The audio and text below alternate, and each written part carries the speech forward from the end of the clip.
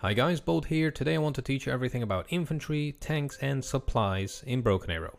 I'm just going to first name the different types of infantry and then later we'll dive into how to use them. First one I will discuss is Manpad squads. Manpad stands for Man Portable Air Defense System, and these are basically infantry squads that carry surface-to-air missile systems that they launch from their shoulders towards airplanes. In Broken Arrow, they are very powerful and quite essential at stopping enemy helicopters and airplanes from dominating the skies. They're really good. In the case of the USA, the Manpads will be the Mech Rifleman AA, and in the case of Russia, these will be the Igla and Verba squads. Now when we click on the Mech Rifleman AA squad, we can see a couple of stats. We have the general stats, the fact that they can sprint, deploy smoke, the weight of this unit, speed, stealth, optical range, squad size, HP and armor. But below that we have all the weaponry, and what we are really interested in is the Stinger launcher. This weapon can fire at targets at a maximum of 1750 meters away at both helicopters and airplanes, but they also have a minimum range of 200s, meaning if a plane, an aircraft or a plane is flying directly over you at a distance of less than 200 meters, which is most likely with a helicopter, you actually cannot fire the Stinger at them. You will have to take it out with your machine guns and assault rifles. Another very important thing to note is that one Manpad squad in the USA battle groups right now only has 3 Stinger missiles, and each Stinger missile will cost you 50 supplies. More on the supply system later. Now let's move over to the Russian counterparts. When we look for the Igla and pin it against the Verba, there's a lot of similarities. First of all, we have the squad size being 4 and 5 respectively, so that's not a huge difference. Verba squad is just 1 man less. That also decreases the armor points and the HP. The optics, stealth, speed and weight are quite similar. Now in terms of weaponry, we have the Igla here with 4 AKs, 1 underbarrel grenade launcher, 1 Igla D launcher and 1 PKM. If we look on the Igla, we can see that it has a range of up to 2000 meters, both against helicopters and airplanes.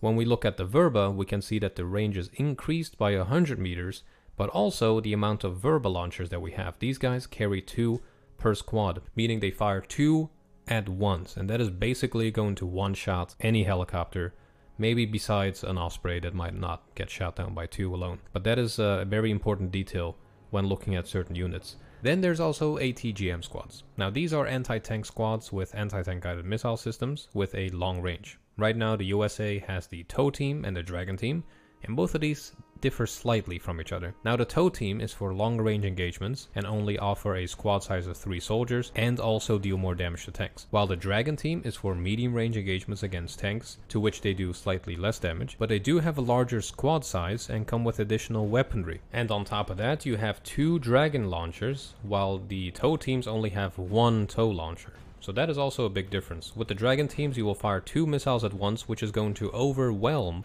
a tank's APS, its active protection system, which I will get to in a minute when we talk about tanks. Now as you notice, the TOW has 2 variants, one with a direct attack and one with a top attack. And if we just look at the T90M Arena, the tank that we will be up against in the current build of the game, we can see that the front armor is 800 for kinetic and 1300 for heat, while the top armor is 80 for kinetic and 100 for heat.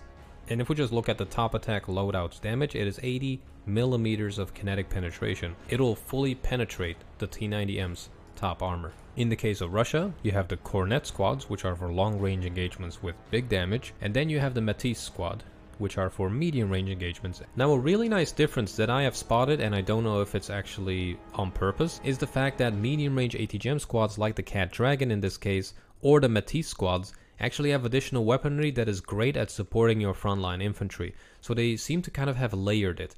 Long range infantry lacks additional weaponry besides their assault rifles and ATGMs, while medium range ATGM squads have additional weapons that they can use to support your frontline infantry, and they are also a larger squad size most of the time. So I think this is a really nice separation of ATGM classes into 2, with one being able to support your frontline infantry a bit more, while the other one is really for anti-tank purposes only. Now let's move on to regular infantry squads that you would use on the front line together with Recon. Now in the case of USA, for the moment, these will be units like the US Marines and Marine Raiders. These units are usually large squads, have a lot of anti-infantry focused weaponry such as grenade launchers like machine guns or shotguns, and in the case of mech engineers, rockets that they can fire at infantry. And when deciding which infantry is frontline unit or not, it's quite simple. The squad size is a first indication that it can really hold its own on the front line because of the larger squad size, meaning larger health pool, and the loadout, for sure, is one of the most important things, if not more important than squad size, and really determines how they should be used. For example, when we look at Marine Raiders, we can give them the Door Kicker loadout, which arms them with grenade launchers and shotguns. Now these weapons are obviously very good against infantry. When we change to the other loadout, these weapons are swapped for the M110 DMR and light machine guns, which are more for ranged encounters. So if you plan on using infantry squads in forest fights, the Door Kicker loadout would be better. If you like using infantry as a defensive unit at a moderate distance, you know, not too close to the enemy, not in the face of your enemy, then the other loadout will be a better fit because you're better equipped to fight at a distance. Now you can also mix some of your frontline infantry with others to create a really powerful combination. For example, combining the Door Kicker Marine Raider variant with Mech Engineers gives you high explosive rockets on top of grenade launchers on top of shotguns, and together everything will just decimate whatever infantry your opponent throws at you. Now the most important thing to know is that every unit has a specific role to fulfill in Broken Arrow, so don't use ATGM squads to charge buildings that have Spetsnaz in it, just not gonna end well. Now do keep in mind that certain changes in loadout can also have negative effects. For example, with the Door Kicker we only get the M72A10 Law, which only has 66mm of heat penetration, while the Standoff gets you the Moz, which has 450mm heat. So if you also plan to fight vehicles, the Standoff might be better, but if you mainly want to focus on infantry with these guys and use other units for anti-tank engagements, then the Door Kicker might be better suited. Here I have a couple examples of how infantry can be used in the best way. They can be used to simply defend an area and wait for armored reinforcements to assist in taking out the enemy that you spot. Now this way, you limit damage. This is like the most kind of efficient way you can use your units. You limit damage to your infantry while quickly demolishing the enemy. Another example is shown here where I place infantry right up there on the front line and battle it out against the infantry. I love doing this, but you do have to keep a close eye on your infantry and fall back when their health drops a lot or when they simply run out of ammunition. And remember, healing your infantry or any units is faster and cheaper than losing them and buying a new one in a couple minutes when they respawn. So fall back and repair. That is more important than holding an area. Now in this last example of infantry usage, I use my infantry in a slow but methodical push. I have mixed the recon together with manpads, ATGMs and frontline infantry to kind of have a Swiss knife of infantry ready to engage anything. And this is the ideal scenario. You don't want to overspend on one type of infantry, rather you want to have a mix of them all. Combined arms is just the way to go. Now let's move on to tanks. Tanks are best used with units ready to support them. First you need recon units to help you spot the enemy units, followed by an armored push forward to decimate those units, followed by a slight retreat to replenish ammunition, smoke grenades, or the active protection systems that took out a couple of RPGs or ATGMs fired at the tank. They're just great for spearheading a push, punching a hole in your opponent's defenses, and then followed by a combined arms push forward that also includes your infantry. And behind all of this, you need to have anti-air as well. So that's where the manpads come into play, and ATGMs are a really good way at defending your retreat. If the enemy is doing a counter push with tanks, your ATGMs will be ready to take those hits and stop them while your tanks fall back to repair. Now in this example, I'm probing with minimal infantry to see where the enemy could be, followed by a blitz of armored vehicles that include tanks and infantry fighting vehicles. I move in, obliterate the enemy, and fall back. I rinse and repeat until I have taken over the area of interest, and the most important thing to remember when using tanks is to have a supply point at the ready. So I briefly mentioned APS, Active Protection System. Now in the case of America, we have a lot of tanks that do have it. If we just start with the M1A1 FEP, it does not. We can't get a better armor upgrade from going from baseline to the Tusk armor package. The same is true for the M1A1HC. We can only get the Tusk. The M1A2 Abrams also has a Tusk, but you do get an upgraded, you get the Tusk 2 armor package. The M1A2 SEP is also limited to Tusk, but then when we start going for the SEP V2 and the SEP V3, we can get active protection systems. Now what this means is that incoming projectiles can be destroyed by the active protection system. So right now, on this tank, the M1A2 SEP V2, we have an active protection system that gives us 4 interceptors, let's call it that way, just to keep it simple. So 4 ATGMs will be intercepted if it's flying towards our tank. Now if 2 ATGMs at the same time are going towards our tank, we only get to destroy one of them.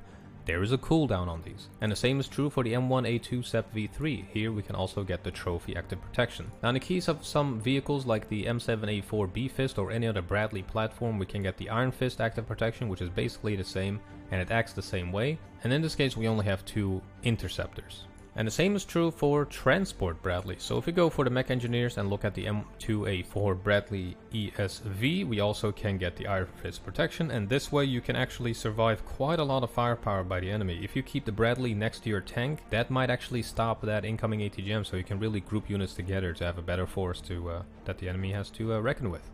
Now in the case of Russia, you can also get a lot of active protection systems. For example, on the TADUM we can get the TADUM-2. We can also get it on a T90M Arena, and if we click on a T90, we can see that we don't get active protection on this guy, so you really have to keep an eye on it. Now in terms of the Terminator, for example, the BMPT, you also cannot get it, but you can get some upgradable armor packages or upgradable weaponry. So that is one thing to keep in mind, and that should determine how you should use your tanks as well. If you have Arena, you can actually get a little bit closer, you can take on some ATGMs or RPGs, but in the long run, you always want to fall back when you are either out of Arena or when you start getting damaged.